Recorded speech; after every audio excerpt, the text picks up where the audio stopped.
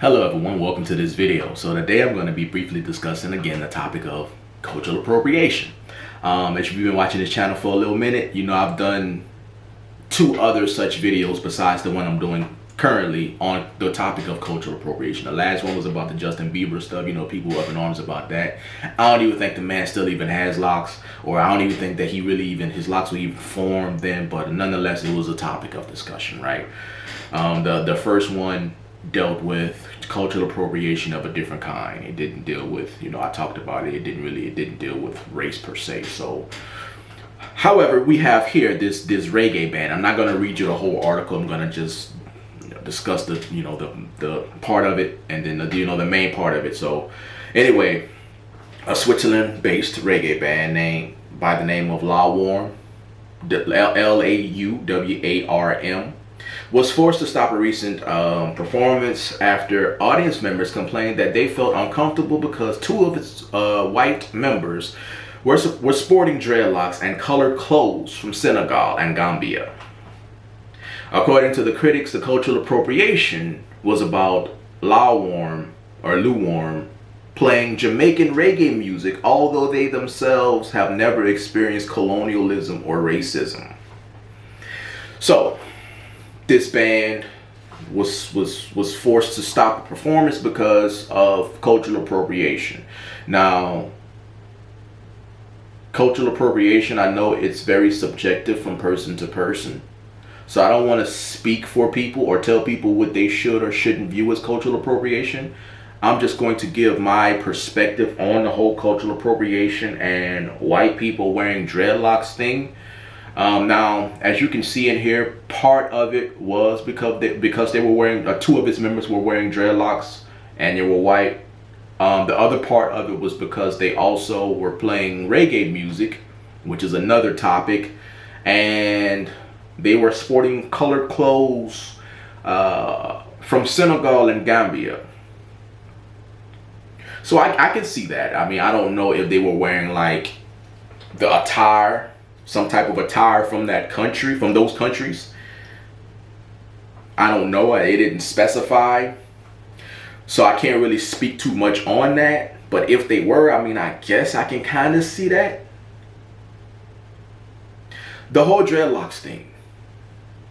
You have people who are very extreme about the whole cultural appropriation thing, where they feel like if you are a white person or non-black person, non-melanated person, however you want to call that you should not sport dreadlocks. That is cultural appropriation if you sport dreadlocks if you're a white person. I have never personally felt that way. Unless these topics come up, I don't even think about white people in dreadlocks. I just see them and they have it, and I be like, hey, yo, they got some, that person got dope dreadlocks, or, and that's just the extent of my thoughts. I don't even think about it enough. It's not significant enough in my world to even be up in arms about. Now, again, cultural appropriation exists. The spaces and the times that it does exist in, it should absolutely be called out. I want to be clear on that. I think, though, that everything can't be called cultural appropriation. We can't become police and start to police how white people are wearing their hair simply because we want to tell people what to do. We're in this day and age now where that's what's happening, where like people are calling things out. People are going back into the 80s and the 90s and saying, yo, this person did this, or this person used to do this, and they should be canceled, and we should call them out, or we should not support them anymore. So we're in this whole era now, right? And people are calling things out right now. Yeah, in fact, you have a video floating around social media at this very moment with a young lady telling white people that they cannot attend Black Panther. They should buy tickets for other people, for black people, and move out of the way. I don't know what that's about. I'm not into Black Panther. I haven't watched 1 second of it. But hey, that nonetheless, that's what we have going on. I think that we have a lot of people who want white people to be like subservient to them. Like white people need to go through them for certain things. You got people online talking about white people, certain spaces, white people pay them reparations and like give them money periodically on social media. I've seen that going around. Like it's wild stuff out here. So You got this. You got people who are calling out cultural appropriation, right? Again, where it exists, it should be called out. Now, we start to blur the lines when we just want to tell people what to do. If they are not, well, some people may say that they are because they're playing reggae music and they have locks, so they're trying to, they got the whole aesthetic going on of, so, and listen, that's why I said the reggae thing is another can of worms, because you do have people who feel like maybe, maybe it's somebody who is in the islands. I know I got some island people who watch the channel, so maybe they can give more, insight to this. But you do have people who don't feel like there should be white rosters, or white rosters are respected, or white reggae players are respected. White reggae musicians aren't respected as much because of, they're getting certain awards that should go to other Jamaican artists, or reggae artists, I should say. Yet they're capitalizing off of it, and they're getting these awards, whether directly or indirectly or whatever. So you got people, and they haven't gone through, and I think that's kind of how people feel with locks as well. They haven't gone through the ups and downs, the trials and tribulations, the oppression of getting their hair cut off and all of these things. So they don't feel like you are worthy to, they don't feel like white people are worthy to don dreadlocks for those reasons. Your history doesn't dictate or doesn't say that you went through certain things that another people may have, and the hair discrimination is still going on. I don't want to make it seem like this is the thing of the past. Like, this stuff is happening today in 2022. So, and a white person might say, well, man, we get discriminated against too. It may not be nowhere near the extent, but hey, hair discrimination is hair discrimination, right? That's how some white people look at it. And I know people are gonna use Bob Marley.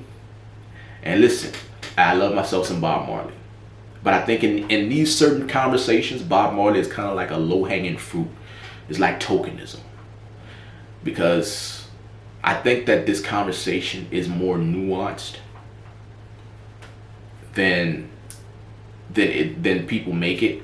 Bob Marley is just something. It's when these conversations come up, people be like, well, hey, what about Bob Marley? Bob Marley has a white father and he had dreadlocks. And I think that in 2022, if we want to progress the conversation around this topic, we got to move past the whole Bob Marley thing. And again, I love myself some Bob Marley, but I think, again, for the conversation to progress, he can't be the end all be all. He can be used as an example, yeah, but like, and then, but we have to kind of move past that, and maybe have more different conversations around what cultural appropriation is or isn't. Again, but I'm not of the mindset of telling white people what to do. I think that a lot of times, some people, again, they're extreme with it. There are people who, they don't really want change or progression.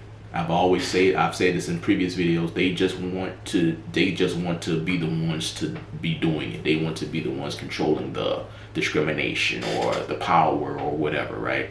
So again, it exists. But I think that we need to be careful of just calling everything cultural appropriation. We need to be careful of just saying, hey, that white person or that non-black person has locks, they should be called out for it. Now again, if that's you, I'm not here to tell you what to do.